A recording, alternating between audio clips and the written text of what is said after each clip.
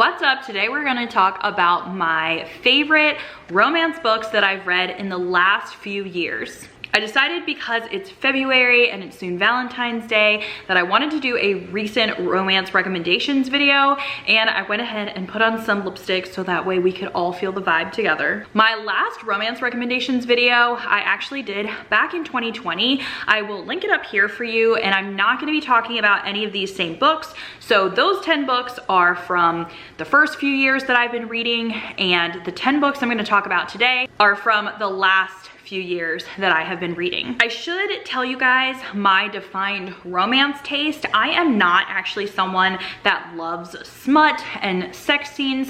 I actually go for more emotional romances, the hard-hitting topics, the ones with, you know, the dark trigger warnings. That's what I go for. There are going to be some of the like sex scenes within some of these books that I talk about, but there's usually so much more to the story, and a lot of these books have made me cry, or they've made me feel for the characters. They weren't really there just because of the romance, if that makes sense. All right, the first one I'm going to talk about is Regretting You by Colleen Hoover. I am a big Colleen Hoover fan, and I have loved a lot of her other romances that I have read, but I probably talked about those in my other romance video. This book I actually thought I wasn't gonna love as much because it technically is young adult, but it gave me so many emotions, and some of the characters I was so mad at. This book follows more of a mother and daughter relationship instead of it just being romance, but there is so much emotion involved because this is about the mother Morgan, who is trying to make sure her daughter Clara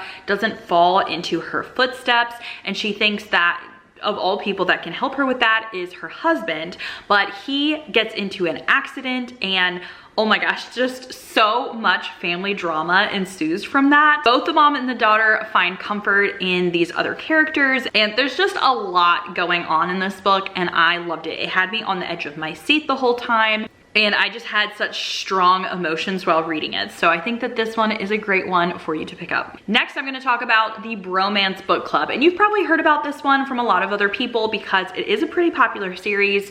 I specifically just really like the first book, but I'm also not a series reader. But I loved this one because I really enjoy books that have married couples. So even the first book that I talked about, Regretting You, had a married couple. This one has a married couple. And I just feel like I can relate to the characters and the storyline much better because I am married myself. I usually enjoy books like that way better than just reading about like teenagers that are getting together or young adults that are getting together. This one specifically is really good because it's about a marriage in trouble. So we read about the husband and the wife, and they are on the edge of divorce. It's specifically the wife that is pressing for divorce, and this book is about the husband and how he is trying to win his wife back. So there is comedy in this one. It is pretty funny. There are some frisky scenes, but I think that the emotion is really great in this one. Now, the next book I want to talk about is Oona Out of Order, and I would say that this is not a traditional romance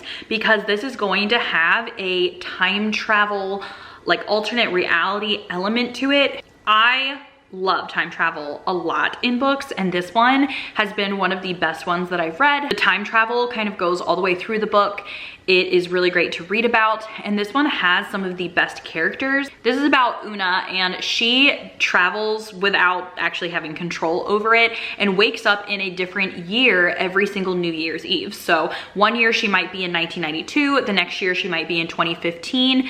And the thing about that is she does meet people and have romances along the way, but then there's also so much sadness, there's so much happiness along the way. There are some funny parts because of all of the different generations and, you know, the fads that have come and gone and like the sayings that have come and gone. And so I just really enjoyed this book. My heart definitely broke a lot for the character Oona because with time traveling and hopping like that, you don't get to build such a strong relationship. You're kind of years difference apart from the other characters in the book. And I also kind of liked the like story behind this, where she would try and fix some things in order to fix the future, and whether or not that would work, because we always have that, you know, hindsight is 2020, and it just felt very relatable. Now, the next book I want to talk about is The Idea of You, and I actually talked about this in my taboo forbidden romance recommendations video, which I can link up here if you just like that specific trope.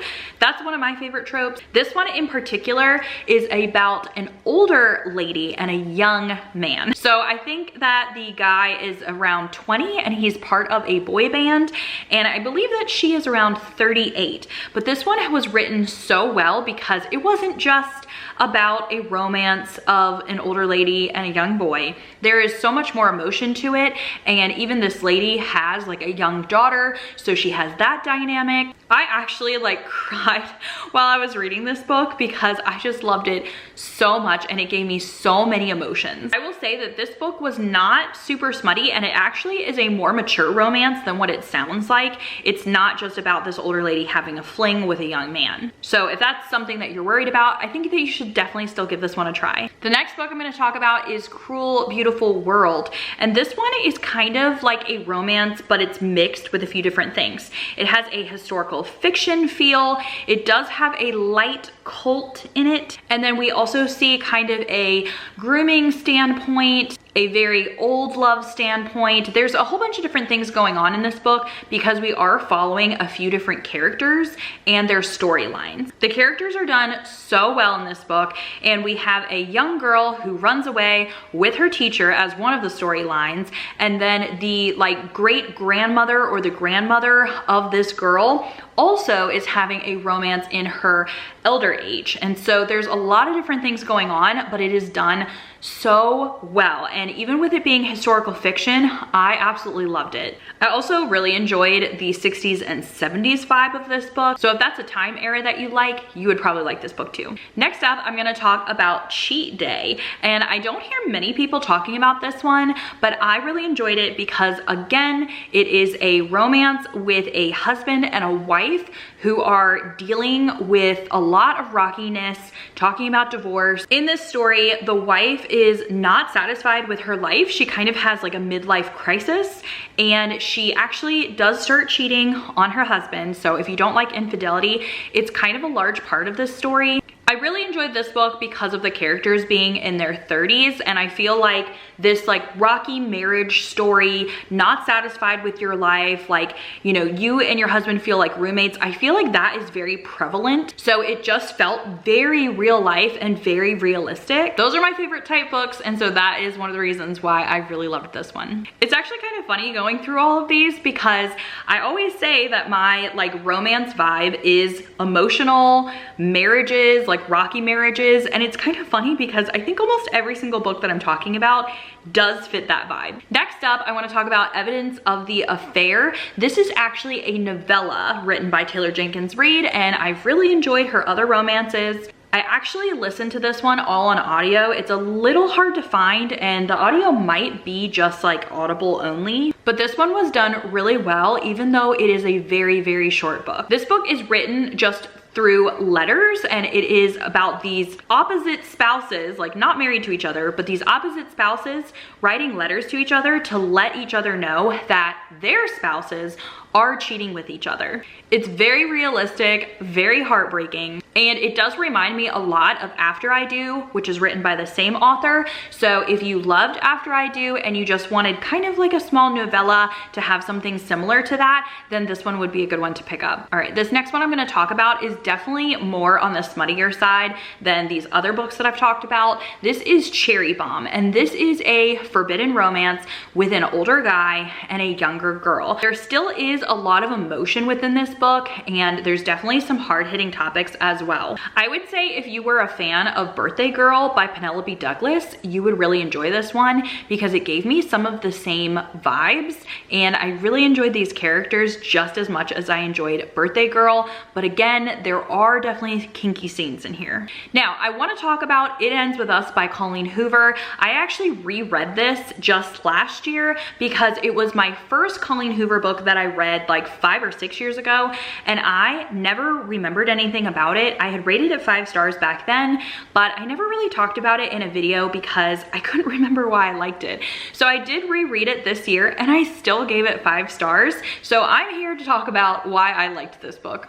Now, this book does kind of fit into that theme of like rocky marriages, but this one takes on a more physical abuse type of marriage. So if that is something that is triggering to you, definitely be careful with going in this because it definitely shows a lot of abuse. This book is about Lily and Ryle, and they got married, and Ryle turns out to be abusive, and unfortunately they do end up having a child. So this is about like Lily's journey and how she is going to go about this, whether or not she's going to raise a child within this family or what she's going to do. And it is absolutely emotional and heartbreaking, and it can be really hard to read at times. Last book I want to talk about is Before I Let Go. I actually just finished this book a week or 2 ago, and I really enjoyed it because, surprise, surprise, it is about a married couple that actually ends up getting divorced. So when we start the book, we first see when they were like young and in love and getting married. They actually were married for, I think, like 14 years or something. And then most of the book is actually them being divorced, which they have been divorced for 2 years. And we're reading about how they co-parent together, how they run a restaurant together, how they feel about each other moving on and seeing them move on with other people. But there is a very, very, very big part of the story that is one of the reasons why they got divorced, and there are a lot of trigger warnings in the beginning in the author's note, so make sure you check those out before you pick this up because this is not just a happy-go-lucky romance. I really enjoyed this, but I will say there are some very smutty scenes in this book, so just keep that as a reminder in case you don't like those. You might need to skip over those parts. They're not my favorite, but I know a lot of people do love that, so it might be the perfect book for you. All right, that is it. I hope you enjoyed these 10 romance recommendations, and if you haven't watched my previous videos, make sure you check out those so that way you have tons of recommendations for the Valentine's season. That is all, and I will see you in another video soon. Bye everyone.